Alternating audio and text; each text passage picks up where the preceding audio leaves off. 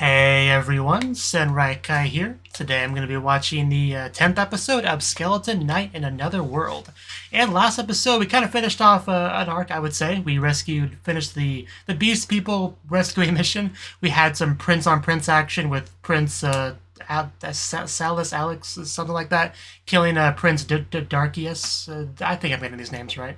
So we got that done. We have the princess who's still alive, but some people think she's dead. We have I think an emperor in a different country dominating Anus, I believe his name was, and he's also a part of things, I guess. And we have like this cool desert area with I think there's like a mysterious guy in it, as well as like a giant worm attacking animals. I don't know. My recollection of the last episode is kind of vague now that I'm kind of thinking about it, but I'm sure we're gonna get some new stuff in this episode. So let's just jump in and see exactly how things go down. 3, 2, 1. Definitely not one of my better intros, but we're gonna roll with it. And that's definitely the desert, I remember. And we're already here. Okay. Do they have any black rings on their arms? Yeah, wyverns. Very video game-ish. I mean, that's less exciting to me than like elves and stuff, but...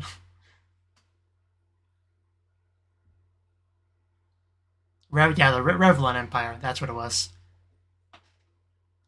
Which I believe dominating Anus was the emperor of that place. Yeah. I wouldn't want to fly in the same sky as wyverns either. I get it. So I just gotta kill them, right? That's all I gotta do. Just keep it simple. As you do. Man, no chill.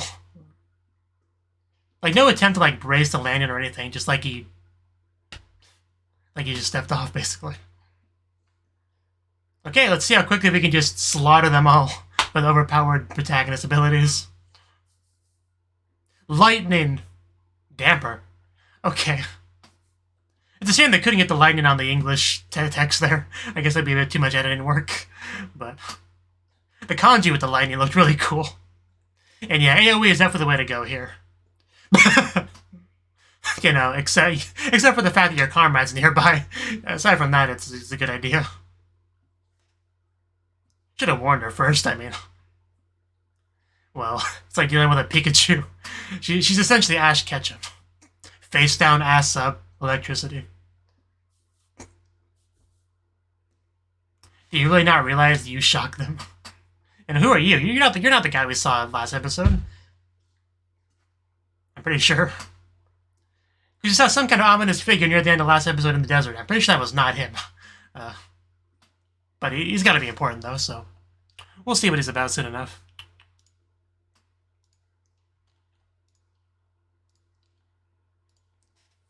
It would really feel satisfying just to, like, unleash that big old lightning AoE spell. Like, swinging the sword around is cool, but, like, very different ballgame using something like that.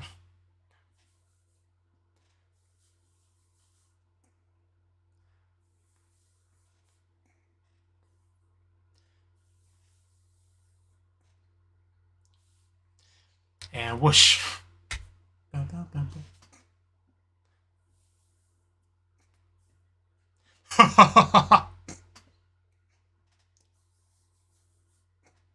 Dragon has terrible aim now that I think about it.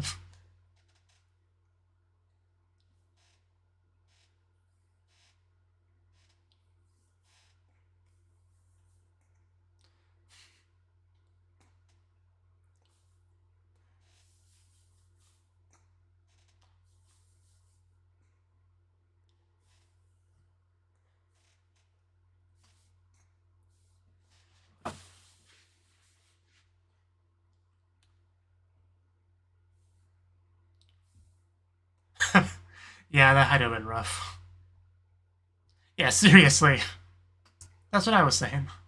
I think Ponta's also pretty much on the same page.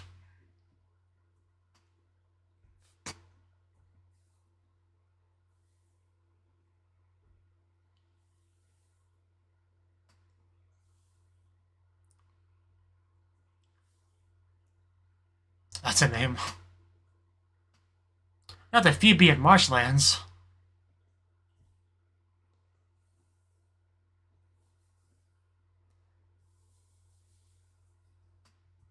She does kind of look like it, huh?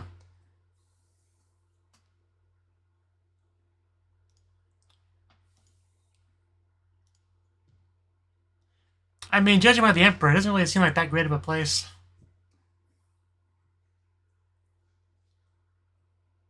Right, it's one of those places. Definitely gotta keep that hood on.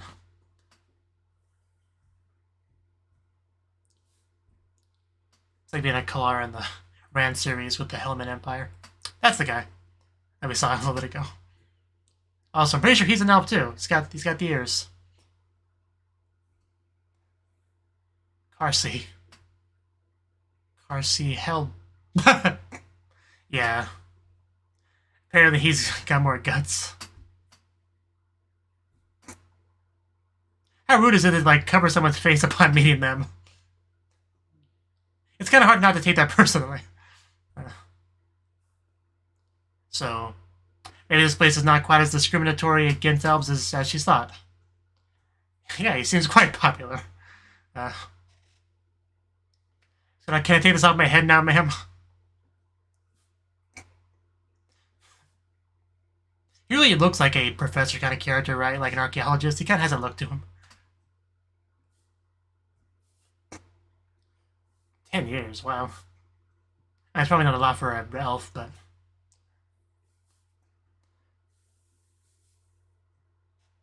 Was that obvious?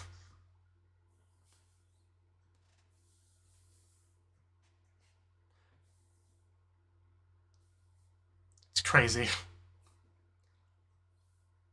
That's far too progressive for my liking. I mean, not all of them.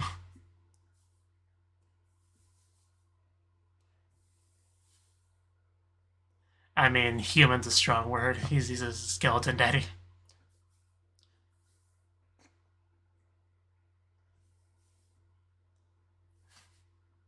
Yeah, we can't really give details on why, but... That's such a silly name. It sounds like a car seat, like, you know, you sit in a car when you're a child.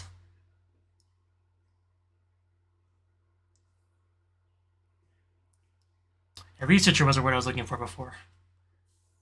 When I said professor.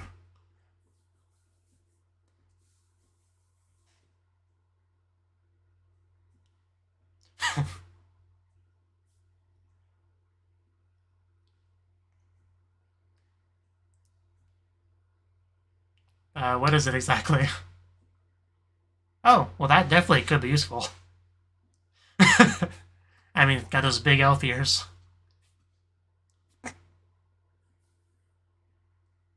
Yeah, a map is always valuable. I always get excited when I find those in Zelda games. Or Righty games. Righty 1 especially.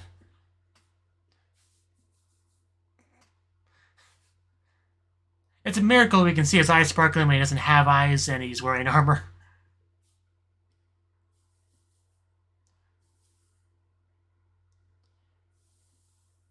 Okay, it was nice meeting you, car seat.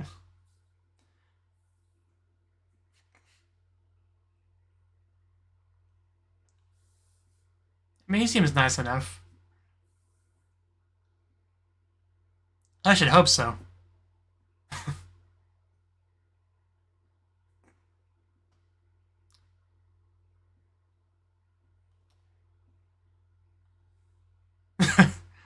I mean, with that kind of money, I should hope she would let you do that. Alcohol? Okay. Not gonna say no to that.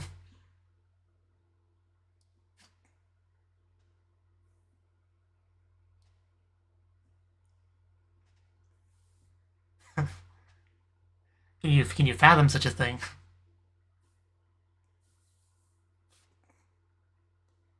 Well, if it contradicts kind of what you've seen in your life, it makes sense.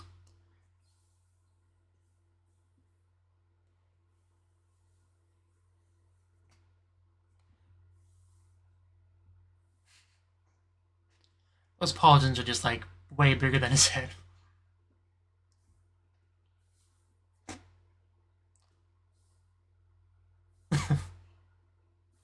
I would never. Okay, we have ears wiggling. She's probably drunk. That was great. And now do a few more. We'll see where things go. Just apple juice for him.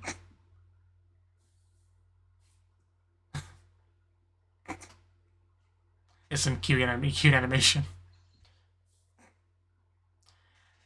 That's what I thought. I would not want to challenge a skeleton to a drinking competition.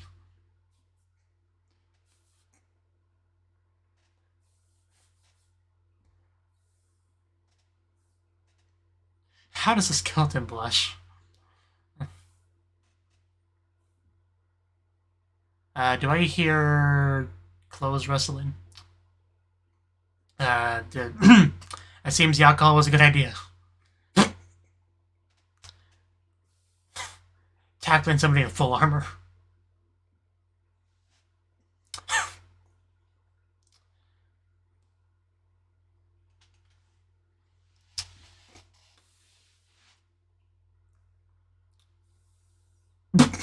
Yes, I'm totally listening. Ow!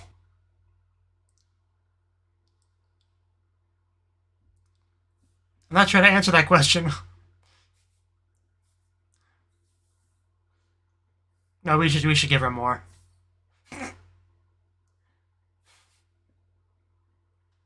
Thank God I have subtitles to help me understand her.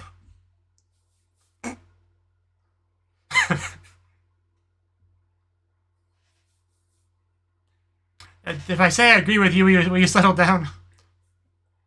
Good God, what did she do to that room?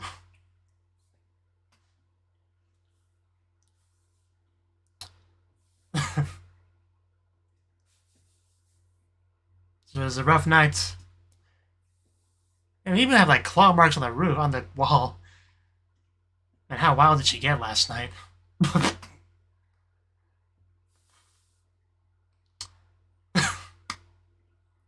It's your comrade.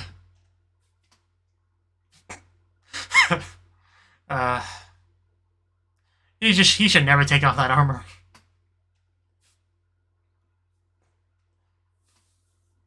Yeah, you think elves have it rough. Imagine being a skeleton. Everyone hates you the second they look at you. They assume you're a bad guy. I mean, stuff happened.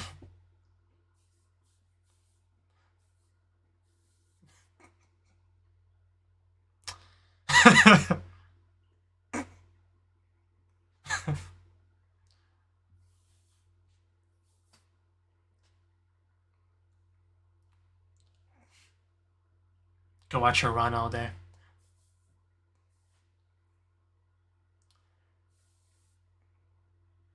A lead wagon sounds very heavy.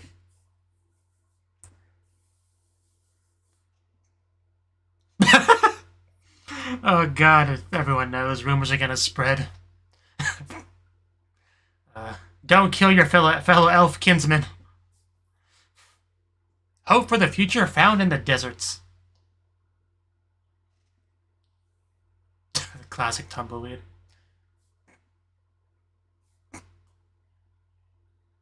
Are you getting motion sick? Okay, yeah, I guess it would be pretty unpleasant.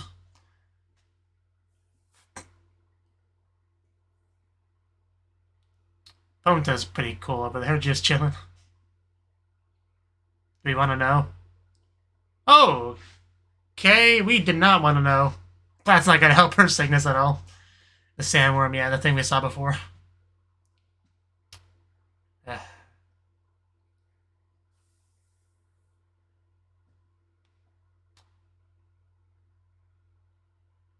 think he caught that.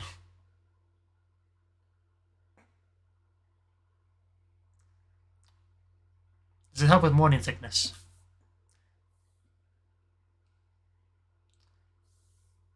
Yeah, I was about to say, the kindness from a random human, she probably has mixed feelings about that. uh,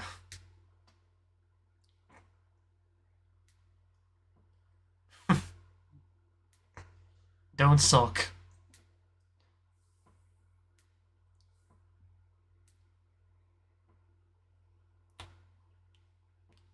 I would have somebody taste test that for me if I was her, but...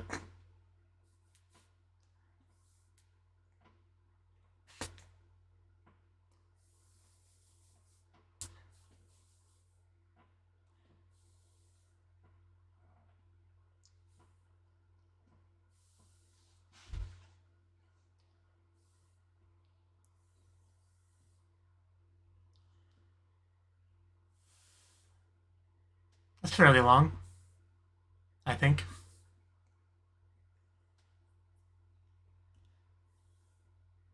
How is Lightning against it?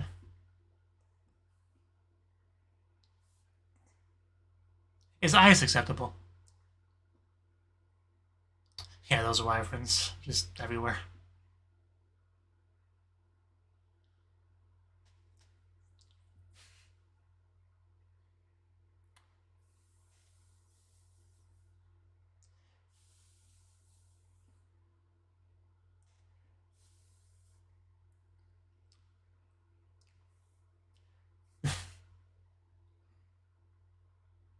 So does the worm have a dark ring on it? Did you spot something? Or sense something? That's not good. How do we not notice they're gone? He might have had something to do with it.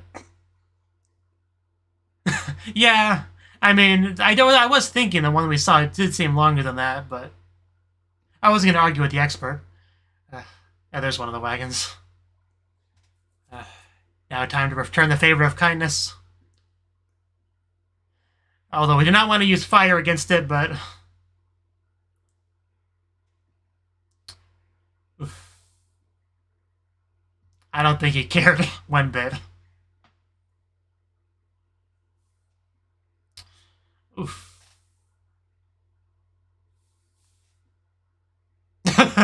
Damn. Just... He has the best entrances to save the day.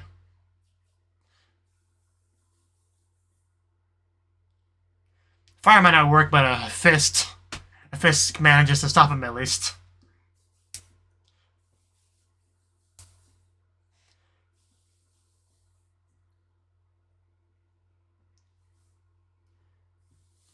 That's just so many teeth.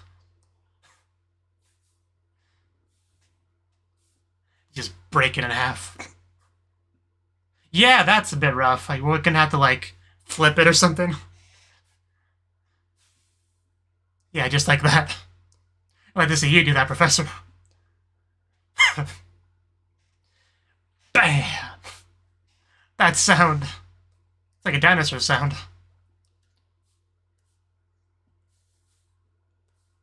And yeah, I think he just saw the black ring break, so...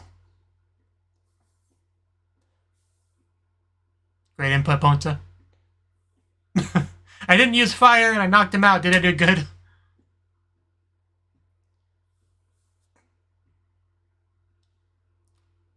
Thing really is just huge. A book! I've always wanted one of these.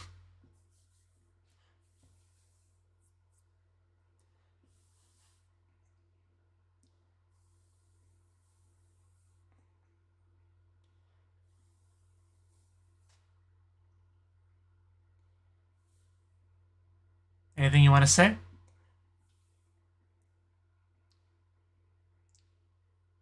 Not a bad question.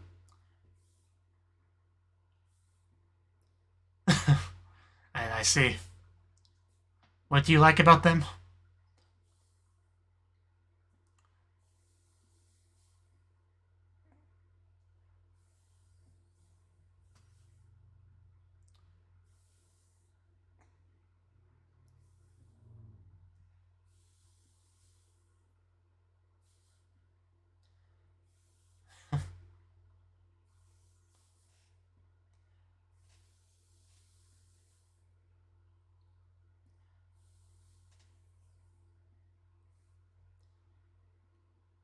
Lamberts? I don't believe so. Is that a... Is that a place a good example of what we're talking about? Okay, wow, she's cute. That actually is a pretty big deal. Blowing her mind. Yeah, if I knew she would assume that.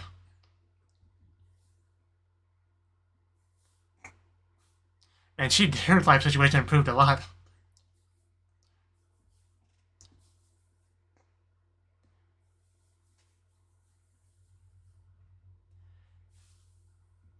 I mean, that's definitely a good start to making some real change.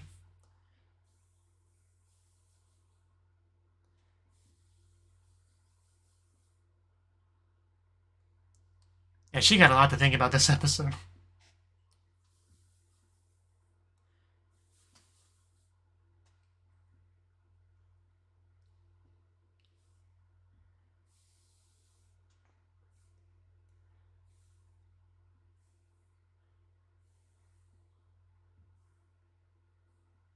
Like, you're never gonna get like 100% of elves and humans getting along, but as long as you can get to a majority, that's definitely feasible.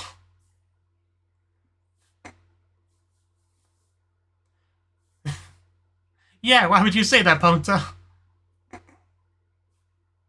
That was a nice laugh. And then we have this. They in a literal cave.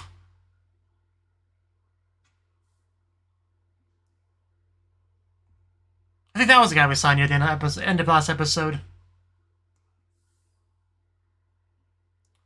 So he's like a bandit. I mean, it was like a bandit hideout. You bring these whores here. That girl.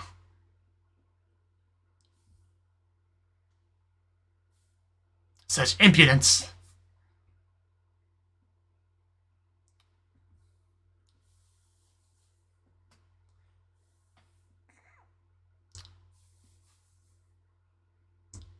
What about it? And he really does look like a bandit leader the more I look at him.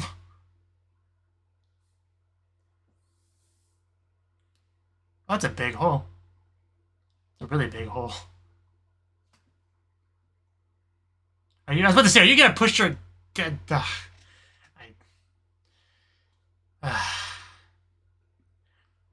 don't know what's worse. The fact that he did that or the fact that I saw it coming after he mentioned hunger. That was a perfectly good whore. What a waste. And, oh, 5 rings, damn. Yeah, I would not want to go down there.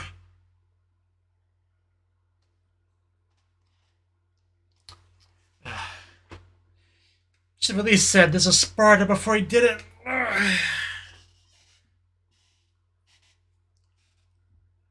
If that was the other whore, I would leave at that point. I wasn't given a name, so they're basically whore A and whore B to me. And whore B just died horribly. Or whore A, actually. I wouldn't want to mix them up.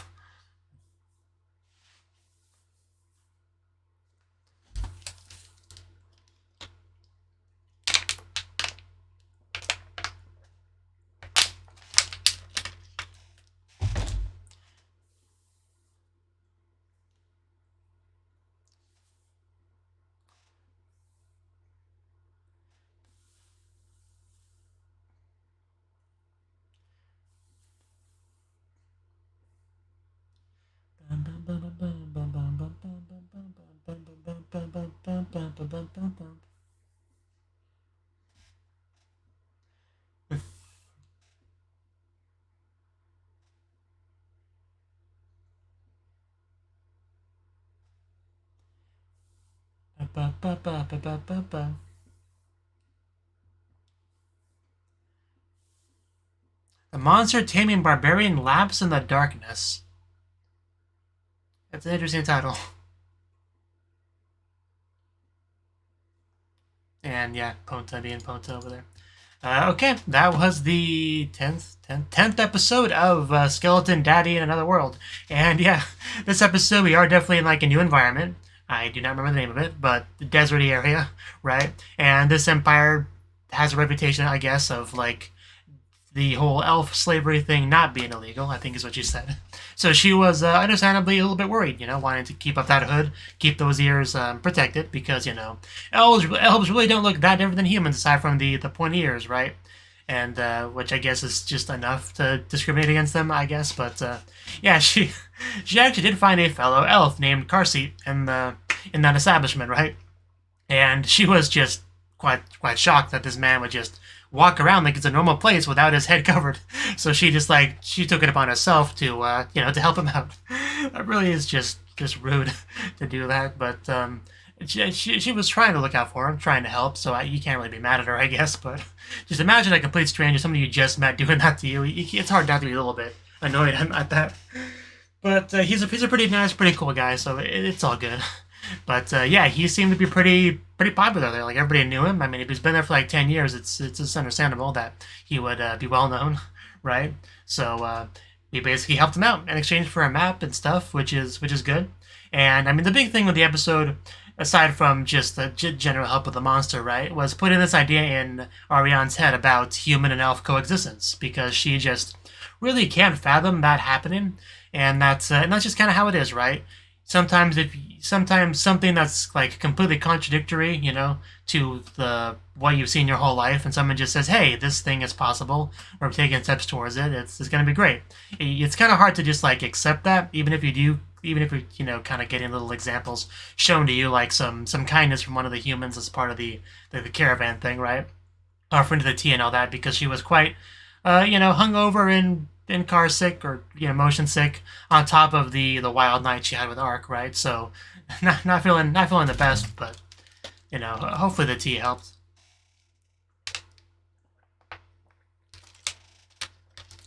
But yeah, that really was the biggest theme of the episode. That whole elf-human coexistence thing, and yeah, she talks about whether or not it's possible, and that sort of thing is definitely possible. You do kind of have to have, for that kind of reform, or whatever you want to call it, you really need to have some big catalyst, like one person, like, champion it for it to, and then over time it gains momentum, and you're never, like I said, you're never gonna get like 100% everyone is on board with this new way of thinking, but you can get to a majority, you can get to a vast majority, and you do kind of have to be happy with that, because you're never gonna get 100%. Is really what it comes down to.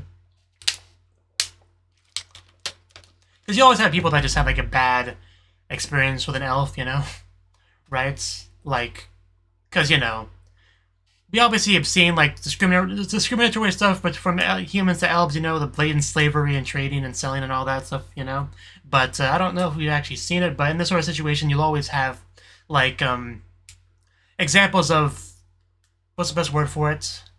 I don't know, vigilante justice or whatever. Like elves that feel like they've been mistreated by humans, they retaliate by killing humans, And if you're a human that had your parents killed by those kind of elves, you'll have resentment towards elves. That sort of situation is what I'm talking about. Because in any kind of show like this, you'll have that, a group of like elves that are fighting the good fight, killing humans because humans mistreat us and we're justified in doing so.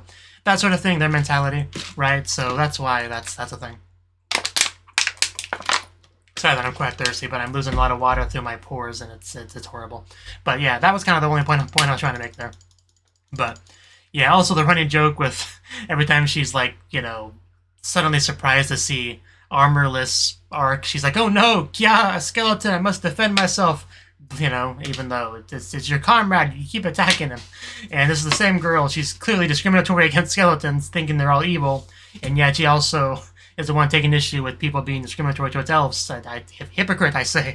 But yeah, it's rough being Ark. He literally has to keep his whole body covered to not be discriminated against, whereas she just needs the hood, Not exactly fair. But it's how it is. So yeah, I think that's really all I got to say. I mean, the worm was a lot bigger than expected. That may or may not have something to do with the dark ring that was a part of it. Because we already know that can have various effects on monsters and stuff like that. But we did take it down by one big epic flip, because, he had his hands full, so he couldn't just, like, take out a sword and stab it. So next best thing was just boom. And he boomed it quite well. So. But yeah, solid episode. We have some bandit dude, which I guess is probably going to be more relevant to the next episode. Was that his name, Fumba? Yeah, he was called Fumba. So the Bandit King dude with the horse, he was Fumba, right? So he does not seem like a good guy, like, not at all. Although 99% of the political figures we've seen in the show have not been good people. So I guess, and I mean, I can't really call a bandit person, which I don't think they actually called him a bandit. I'm assuming he's a bandit, but because a bandit king, you can't really call him a political person.